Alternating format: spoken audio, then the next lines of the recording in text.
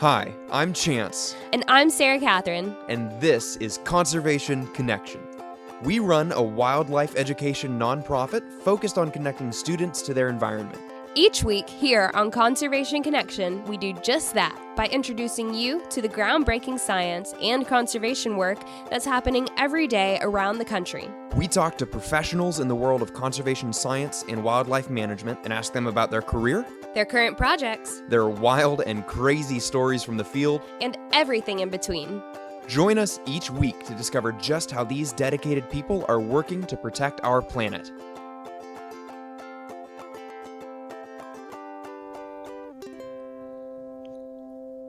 Alrighty guys, welcome to another episode of Conservation Connection.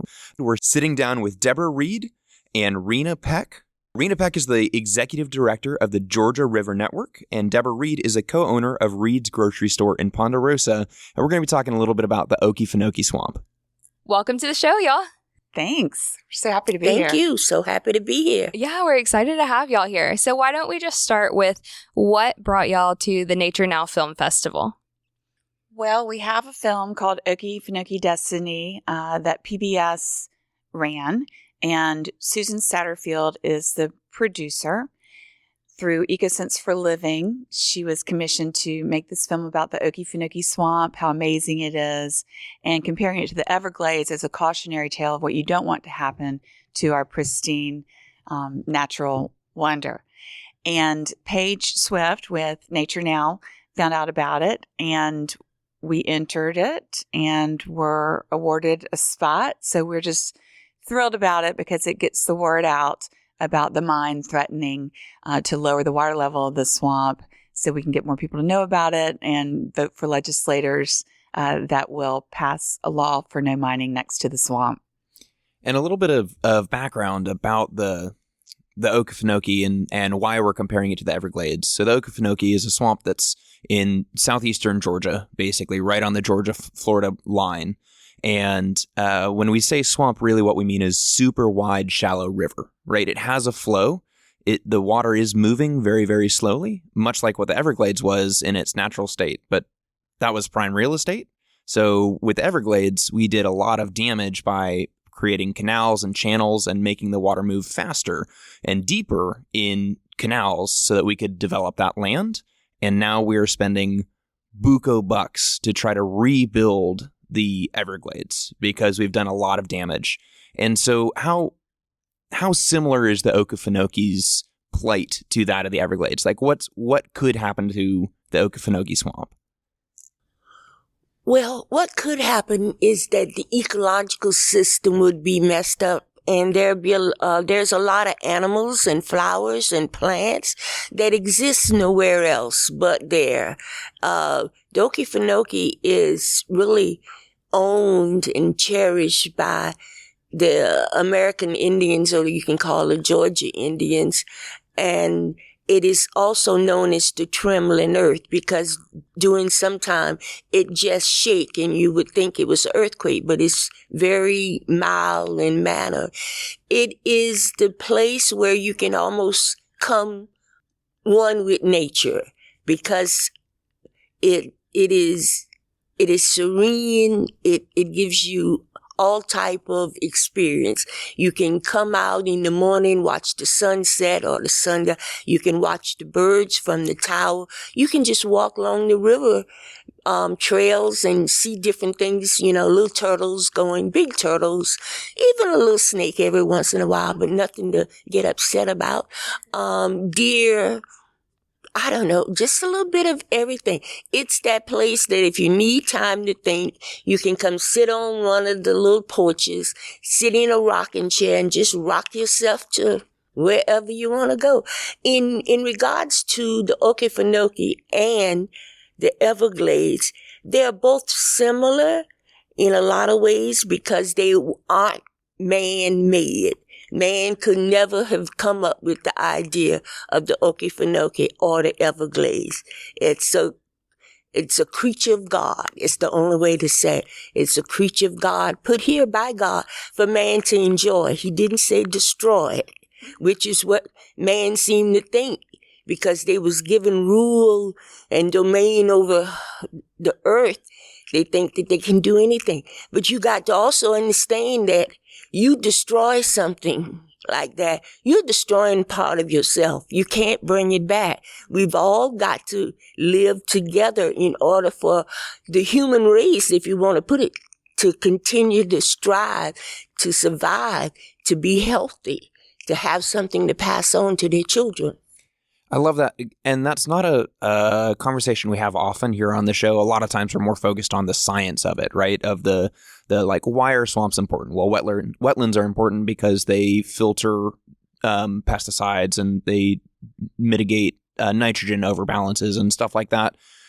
But rarely do we ever stop and say, it's just good to be in nature. You know, it is valuable because it sings to us and it refills us and it gives us a time to stop and reflect and care about all of the creatures and all of our fellow, humans right there beside of us. So I love that is kind of the reason that preserving the Okefenokee is so important to you specifically. Right. Spiritually. Yeah. She spoke of the Muskogee Creek tribe, and for even a newbie coming down there, it is mysterious. It is serene, like you say, but lots of surprises, and a little scary too. Yes, with those alligators. Yes, it is a little scary. It is. Well, but with a name like the Land of Trembling Earth, Right. it's a little ominous. Keeps you there. on your toes. Yeah, and you got to understand that every so often, the Okefenokee burns, but it burns basically not because man set it afire, because usually it's from lightning strike, and it burns, and sometimes the little animals have to come out to see us on the other side of it, but it is just one of those occurrences that you basically get used to. I mean, it covers 2 counties.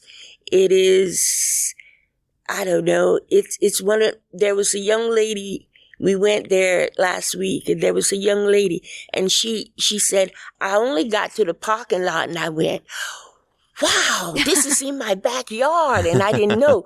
I mean, she didn't even get round to see nothing yet. She just went to the parking lot. But when you drive into the Okefenokee, it's like somebody lets down a curtain. You get a whole atmosphere, different atmosphere than just being out on US 1 and 301. It's just like somebody just said, okay, this is your time to yourself. Let's enjoy it. Absolutely. Well, you get so used to driving around these spaces and even along the highway, especially in southern Georgia and in Florida, you'll see lots of trees and some kind of swampy areas. And you're like, oh, that's pretty. But you're so used to just seeing these tall buildings and all these cars and concrete and everything. And you get to these spaces and you're reminded oh, this does exist. And there's just acres and acres and acres and so much space of it. And you can really connect. And like you said, you just get to the parking lot and you see it and you're like, wow, this is great. And that's one of the other cool things about the Okefenokee is that it's pretty much unmolested, right? I think is the term that I heard in the movie. It has not been changed by man very much. It's still in a pretty natural state overall. And that's incredibly uncommon for wetlands in the U.S. because all throughout the 18 and 1900s, wetlands were the places that developers said, okay, great, we can drain the water and we can put up housing developments here, or we can put up, we can turn this into a town. And so for the Okefenokee to still be intact ecologically is kind of amazing.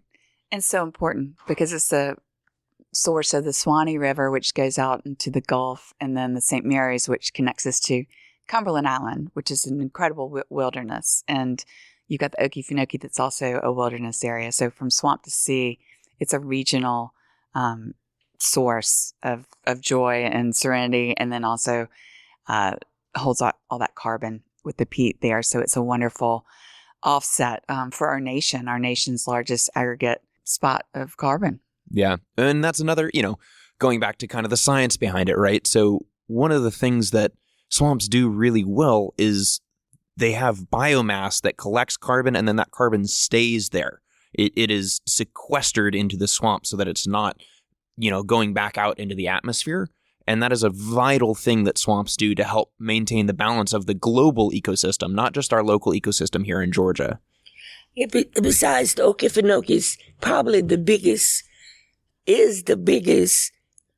freshwater adversary on this side of the Mississippi River, and the water is known as blackish. It's not clear, but it's some of it is salt water. Sometimes, most of the time, it is fresh water, and it's basically what used to run through the streams of that part of Georgia on up, but now with logging and everything, different areas have been cut off, and this is not good. Yeah, it is the largest blackwater wetland in the nation, over 650 square miles of it.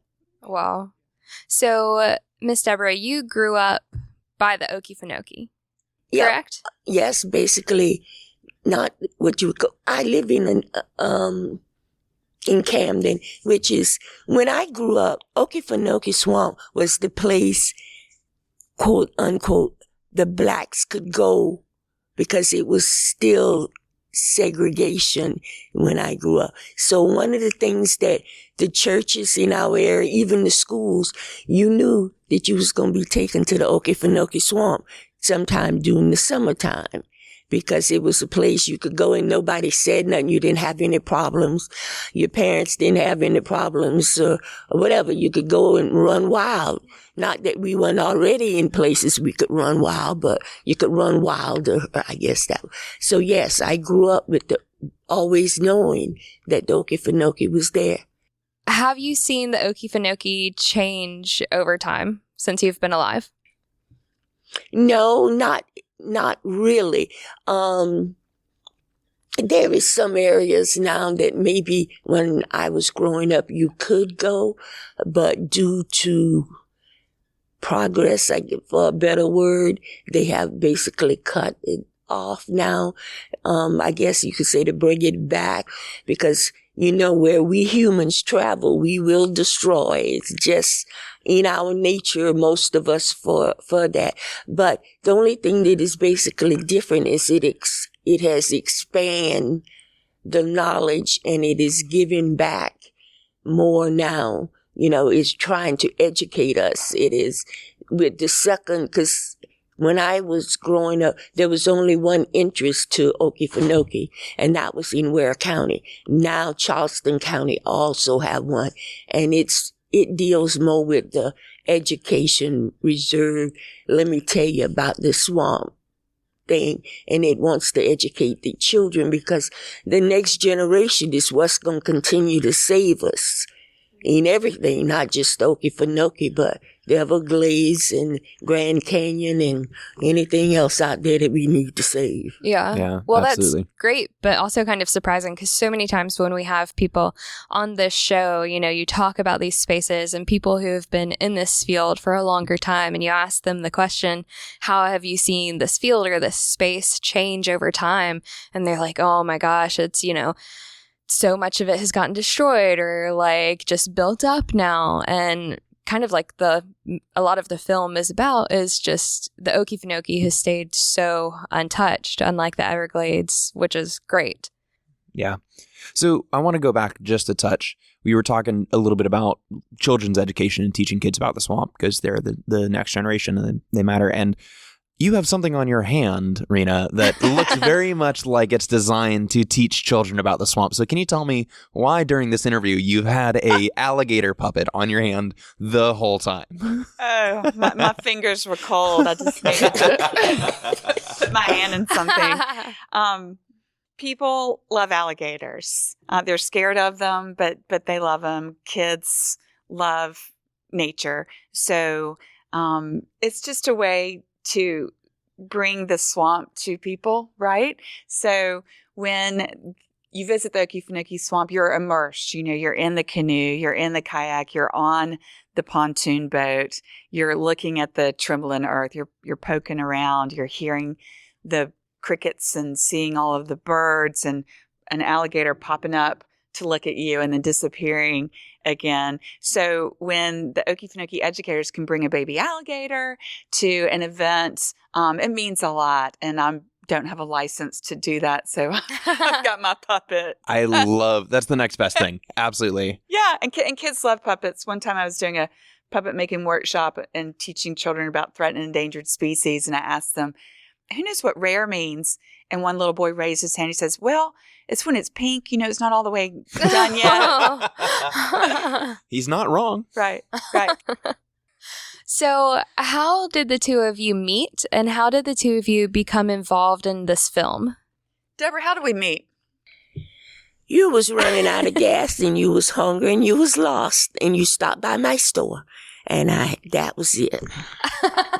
That's all she wrote. That was it. And I got gas, and I got a fried bologna sandwich, and I just kept coming. And I had information about protecting the swamp, and Miss Deborah, the Reed's Ponderosa is like a community center, and they have the map that shows all the different water trails around the Okefenokee Swamp and the location of the proposed mine, a letter that people have been signing to the governor that they're concerned about protecting the swamp.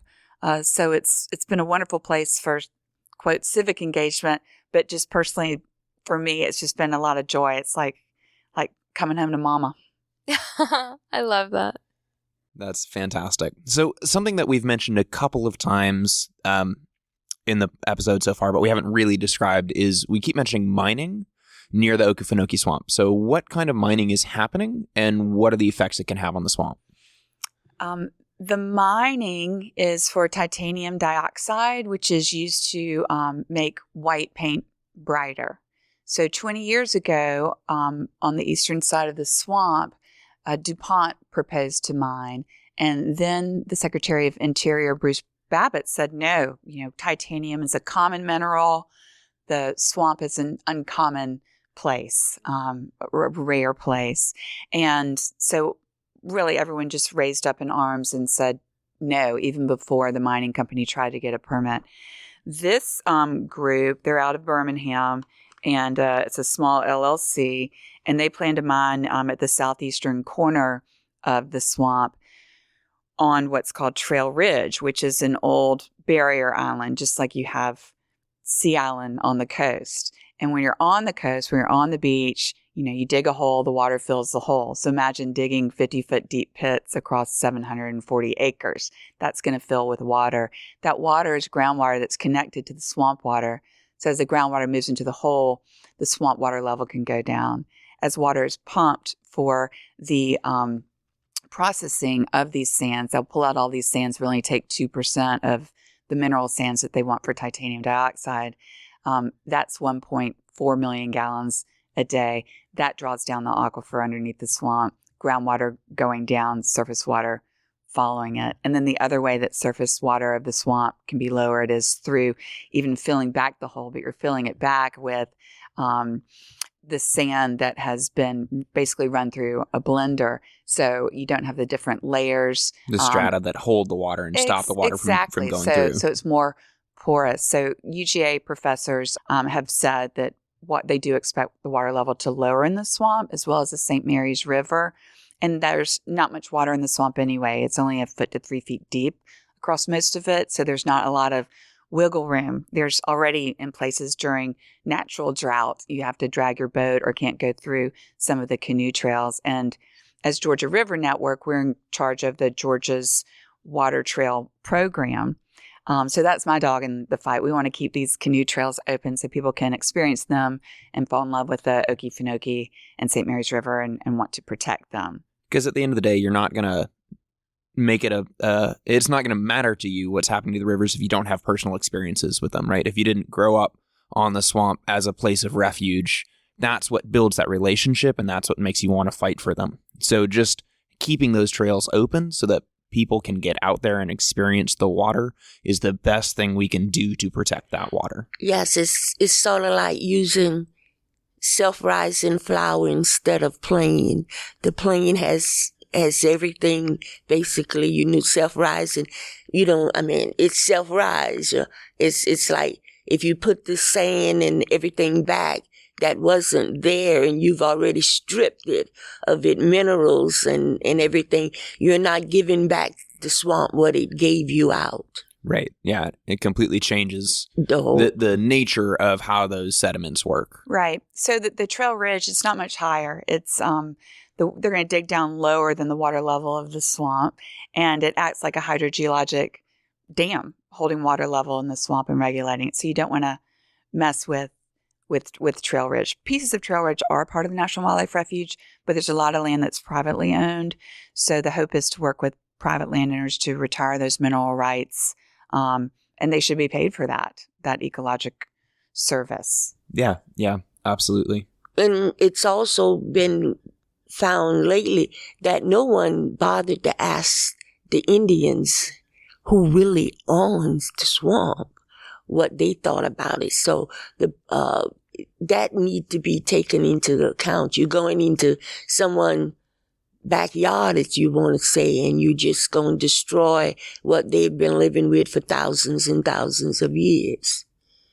Yeah, and that's how it so often is. And I feel like that's started in the past few years or so to come more to the forefront as an important question to ask, and like, who truly owns this land, who owned it before we had it, whose permission should we be asking? And it's not funny, but it's funny to hear y'all talk about this because it seems so obvious. Like, yeah, of course we shouldn't mind. Like, that's a bad thing. It'll do bad things to the Okefenokee. And yet we're here having this discussion because there are people that are like, it's fine. We need bright white paint. Right. And certainly jobs. So it's an impoverished area. People want jobs. Many jobs are from the swamp-based tourism. So if you lose the tourism because you've lowered the water level of the swamp, then that's very devastating. There was a Harvard study recently done that showed that mining next to the swamp would not help the economy. There would be a bust boom for 4 years. And then what are you left with? And now you've destroyed the swamp tourism that not only was going to that, happen for a long time. Right. Not only that, let's talk about the education level of the people there. How many of them going to have a degree in some kind of science or biology that's going to be able to get to the swamp? Most stuff these days are done with machinery. And if you don't know how to use it, what kind of job you gonna get? All this job stuff. What you gonna bring? It might be jobs, but you bringing people from other places that know what to do already. It's not gonna help people. The local workforce. Yeah, that has just 12th grade level education, or not even that, or they aren't scientists, they aren't biologists, they aren't that. So where's the jobs? Serving in the cafes, fixing food. How long is that going to last? Yeah, absolutely. Well, thank you guys so much for being on this show. I really hope that everybody that's listening gets the opportunity to see Okefenokee Destiny. And I really have enjoyed this conversation with you guys. Well, I appreciate it. And if anyone wants to learn more, they can go to protectokefenokee.org. Georgia River Network works with a group of other nonprofit conservation organizations, and altogether we've put together a webpage about it called protectokefenokee.org. So if you guys want to scroll down to the show notes, I'll drop that link right there so you can go straight from listening to this podcast to learning more about how you can protect the Okefenokee Swamp. And also visit the Okefenokee, that's how you save it, and visit Reed Ponderosa and get your fried bologna sandwich. And then and if it's friendship. Saturday night, they've got a great honky-tonk in the back. Oh, I love it. I love me a it. good honky-tonk. Well, we can't wait to see you all in the Okefenokee soon. Thanks. Thank you. Thanks for listening to this episode of Conservation Connection. If you enjoyed our podcast, go ahead and subscribe to make sure you catch every episode that we post. If you've got a minute to spare, leaving a 5-star review on Apple Podcasts helps other conservation-minded people find the show. We'd really appreciate it. A big thanks to everyone working to protect our planet, and a big thanks to you for listening. See you next time.